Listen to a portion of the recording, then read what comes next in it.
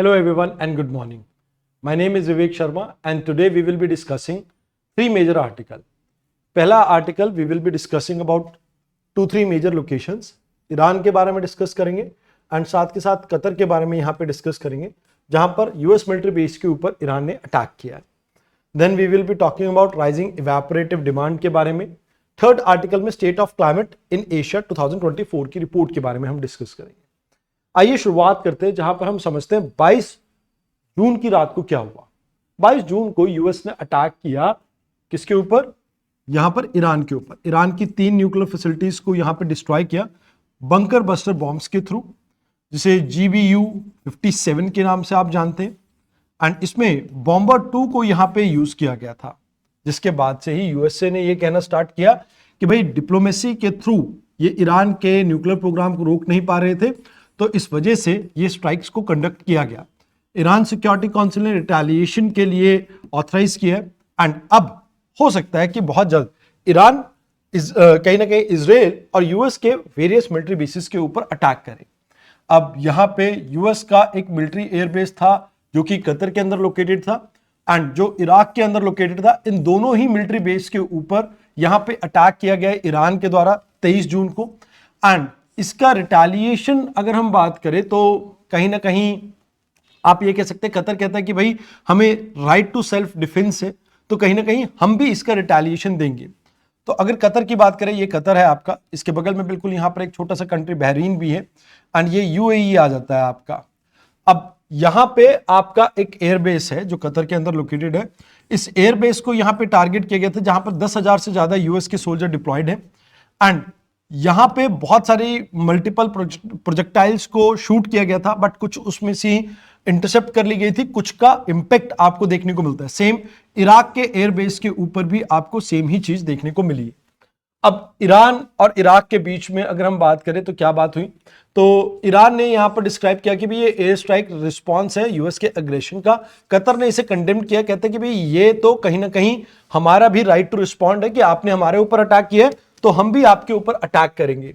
अब Qatar Iraq दोनों ही अगर हम बात करें तो यूएस और ईरान की हॉस्टिलिटी के कारण कहीं ना कहीं डायरेक्टली कॉन्फ्लिक्ट में अभी आ गए हैं.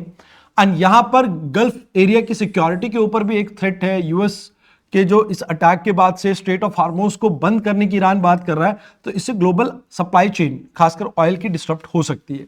कतर ने अभी न्यूट्रलिटी मेंटेन करने की कोशिश की है कि भाई कोशिश है कि भाई यहां पर इस पूरे अटैक के बाद भी रीजनल कॉन्फ्लिक्ट और ज्यादा तेजी से ना ग्रो करे. बट यहां पर रशिया और ईरान कोऑर्डिनेट कर रहे हैं एक दूसरे के साथ, क्योंकि एंटी यूएस ब्लॉक में ये दोनों ही आ जाते हैं.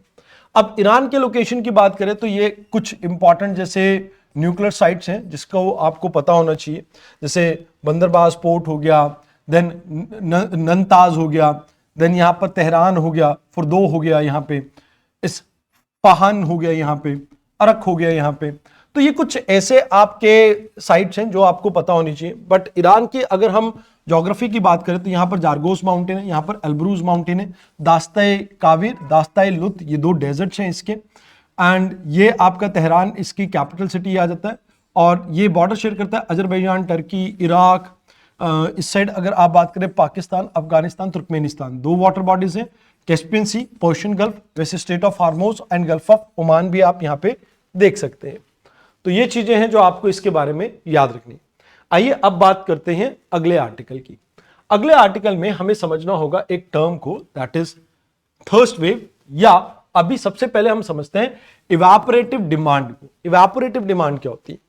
देखिए, एक नॉर्मल डे पे अगर अर्थ के ऊपर जो वाटर अवेलेबिलिटी है अगर वो मैक्सिमम है और उसके बाद कितनी इवेपोरेशन हो सकती है उस एरिया में, मतलब कितना मॉइस्चर यहां से इवेपोरेट हो सकता है, उस चीज को आप इवेपोरेटिव डिमांड कहते हो. चाहे सॉइल की बात करें, चाहे प्लांट सरफेस की बात करें, किसी भी सरफेस से मैक्सिमम जितना मतलब पोटेंशियल है वाटर के इवेपोरेट होने का, उस चीज को आप इवेपोरेटिव डिमांड कहते हो. एंड अगर सफिशिएंट मॉइस्चर अवेलेबल होगा तभी ये आप पॉसिबल हो सकता है. अब इवेपोरेटिव डिमांड आपकी डिपेंड करती है टेम्परेचर पे, ह्यूमिडिटी पे, विंड स्पीड पे, सोलर रेडिएशन पे एंड इवन सरफेस एरिया पे. अब इसमें होता यह है कि आप इसे मेजर करते हो शॉर्ट क्रॉप इवेपो ट्रांसपिरेशन के थ्रू। एंड यहां पर आप ग्रास सरफेस को एक कहीं ना कहीं 12 सेंटीमीटर की हाइट वाले ग्रास सरफेस को बेस लेके चलते हो और इसको आप ऑब्जर्व करते हो कि कितना इवेपोरेशन वहां से हो रहा है। अब ये अगर ठीक ठाक रहता है तो इस केस में आप ये मान के चलो कि इन्वायरमेंटल स्ट्रेस नहीं है। बट अगर हायर टेम्परेचर है, लो ह्यूमिडिटी है, फास्टर विंड स्पीड है, सोलर रेडिएशन इंक्रीज होते हैं तो इसकी वजह से ये इंक्रीज भी हो सकता है। इससे प्लांट्स को और ज्यादा पानी की रिक्वायरमेंट रहेगी एंड इससे ट्रांसपिरेशन लॉसेस भी आपके इंक्रीज करेंगे। एंड एटमॉस्फेयर की जो थर्स्ट है यानी भूख प्यास है वो प्यास इंक्रीज हो जाएगी। एंड इससे कहीं ना कहीं आप ये मान के चलो कि आने वाले समय में इंडिया जैसी कंट्री के ऊपर भी बहुत ज्यादा इंपैक्ट पड़ सकता है, खासकर नॉर्दर्न पार्ट में, नॉर्थ वेस्टर्न पार्ट में और इवन ईस्टर्न हिमालयाज में भी। तो ये चीज आपको यहां पे याद रखनी है। अब थर्स्ट क्या होता है? थर्स्ट होता है जब 3 या 3 से ज्यादा दिनों तक आपको एक्सट्रीम एटमॉस्फेरिक इवेपोरेशन देखने को मिले एंड ये क्लाइमेट चेंज के कारण over the period of time grow कर रही है, इंक्रीज हो रही है। यूएस में, साउथ एशिया में एंड ग्लोबल साउथ में ये प्रॉब्लम बहुत ज्यादा प्रोमिनेंट है। ऑल्दो यहां पे आपको याद रखना है टेम्परेचर जब हाई होगा, ह्यूमिडिटी और विंड स्पीड ज्यादा इंक्रीज होती है तो उस सभी केसेस में ये थ्रस्ट जो है वो इंक्रीज हो जाती है। इसकी frequency intensity because of climate change increase होती जा रही है। एंड यहां पे आपको ये भी समझना होगा कि अगर ये हम बात करें तो ये किसी भी एरिया के अंदर आपके ड्रॉट लाइक सिचुएशन को रिप्रेजेंट कर सकता है। ये एक तरह का अर्ली वार्निंग सिस्टम का काम कर सकता है जिससे आप पता लगा सकते हैं कि कब किसी एरिया में लाइक ड्रॉट की सिचुएशन आ सकती है। आइए अब बात करते हैं WMO की एक रिपोर्ट के बारे में। देखो, वर्ल्ड मेट्रोलॉजिकल ऑर्गेनाइजेशन ने एक रिपोर्ट पब्लिश की, state of climate in Asia 2024। इसमें एशिया को कहा गया कि भाई ये सेकेंड वार्मेस्ट ईयर रहा 2024 का इनका। एंड ये दुनिया में आप ये मान के चलो कि दुनिया की जो ग्लोबल वार्मिंग की स्पीड है उससे डबल स्पीड पे हीट अप हो रहा है। एक्सट्रीम हीट वेव देखने को मिल रहे हैं, deadly cyclones, landslide, flood and even lightning के इवेंट्स जो हैं वो इंक्रीज हो रहे हैं। एंड यहां पर ये एक एनुअल असेसमेंट रिपोर्ट है WMO की, जो कि रीजनल और इंटरनेशनल मेट्रोलॉजिकल ऑर्गेनाइजेशन है आपकी।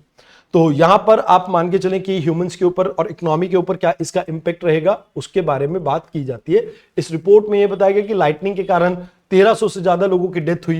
हीट वेव काफी प्रोलॉन्ग हो चुकी है, खासकर अप्रैल से नवंबर के टाइम में आपको ईस्ट एशिया में ये देखने को मिलती है, जहां पर इंडिया के अंदर टेम्परेचर कुछ प्लेसेस में 50 डिग्री सेल्सियस से ऊपर चला गया है।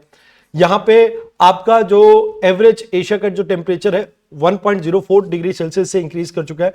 एंड जियोलॉजिकली अगर इसकी स्प्रेड की बात करें तो चाइना से Japan, Indo China peninsula, middle east, northern जो सर्बिया है, इन सभी एरिया में इसका इंपैक्ट देखने को मिल रहा है। आने वाले समय में अगर इसी तरह से हीटिंग चलती रही तो ट्रॉपिकल साइक्लोन की प्रॉब्लम आपको देखने को मिलेगी, इंडिया में भी इसका इंपैक्ट देखने को मिलेगा। एंड मरीन हीट वेव के कारण, कोरल ब्लीचिंग के कारण यहां पे आपको लॉसेस भी देखने को मिल सकते हैं मरीन बायोडाइवर्सिटी के अंदर। अब यहां पे ये कहा जाता है कि भाई ग्लेशियर्स आपके मेल्ट करेंगे तो इससे आने वाले समय में ग्लेशियर का लॉसेस देखने को मिलेगा, जो कि नेगेटिवली इंपैक्ट करेगा इस पूरे एरिया की वाटर सप्लाई को। अभी इसका सबसे ज्यादा इंपैक्ट जैसे अरेबियन डेजर्ट में, बलूच एरिया में, म्यांमार और वेस्ट एशिया में आपको देखने को मिल रहा है। तो दीज आर द थिंग्स जो आपको आज के आर्टिकल्स में याद रखनी थी। आई होप आपको डिस्कशन अच्छी लगी हो तो कमेंट सेक्शन में आप बता सकते हैं। एंड कोई भी डिस्कशन आप चाहते हैं, कोई भी टॉपिक आप चाहते हैं कि मैं आपके लिए कवर करूं, तो वो भी आप कमेंट सेक्शन में कमेंट कर सकते हैं। तो आज के लिए इतना ही था, धन्यवाद।